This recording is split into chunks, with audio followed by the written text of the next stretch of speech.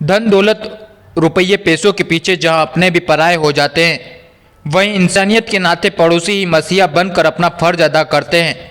ऐसी ही एक मामला शनिवार को उस वक्त सामने आया जब चौड़ी गली निवासी एक वृद्ध जो विगत 1 माह से जिला चिकित्सालय में भर्ती था, जिसकी उपचार के दौरान मौत हो गई। जब वृद्ध की मृत्यु की सूचना परिजनों को दी गई तो उन्होंने यह कहते हुए अंतिम संस्कार की क्रिया करने से इनकार कर दिया कि यदि वृद्ध के पास रुपए पैसे होंगे तो समाज हम पर आरोप लगाएगा कि हमने उनके रुपयों को रख लिया है, इसलिए हम अंतिम संस्कार करने आ गए। इस स्थिति में वे पड़ोसी आगे आए जिन्होंने विगत लंबे समय से उक्त वृद्ध को ध्यान रखते हुए जिला अस्पताल में उपचार के लिए भर्ती कराया और 1 माह से खाने पीने सहित उपचार की पूरी व्यवस्था और उनका ध्यान रखा।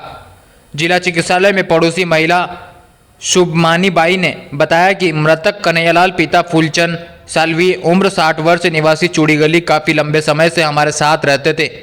उन्होंने मुझे भाभी और मेरी बहू को बेटी बनाया था, तभी से हम उनका ध्यान रखते थे और सुबह शाम खाने की व्यवस्था भी हमारे द्वारा की जाती थी। विगत 1 माह से वे बीमार थे जिनका उपचार जिला चिकित्सालय में चल रहा था।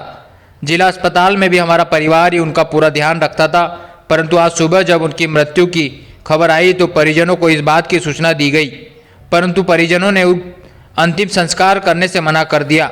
इस स्थिति में उनका अंतिम संस्कार भी पूर्ण रीति रिवाज से हमारे द्वारा किया जाएगा।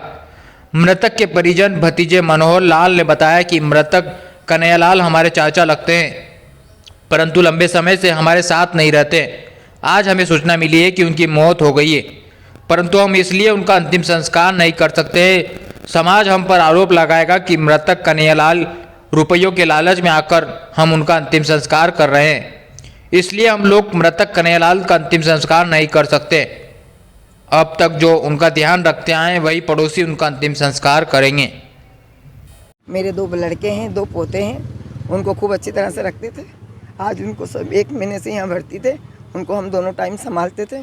मेरे बच्चे रहते थे, मेरी बहू को बेटी बना रखी थी, मेरे को भाभी समझते थे और हमारे को बहुत अच्छा व्यवहार था।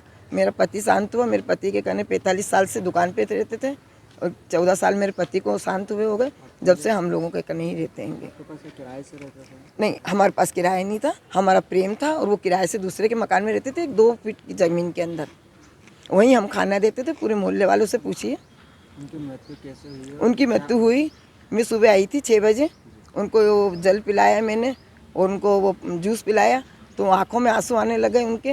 मैंने आँखों में आंसू पूछे, मैंने घर पे जाके बोला तो मेरे लड़के ने बोला कि डॉक्टर साहब ने कहा उदयपुर ले जाओ।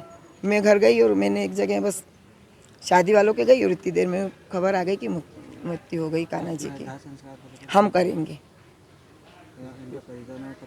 इनके परिवार वालों से पूछा, इनके परिवार वालों ने मना कर दिया कि हम दाह संस्कार नहीं कर सकते हैं, जो इन्होंने रखा, ये जो इनको संभालते थे वही करेंगे, हम कुछ नहीं करेंगे।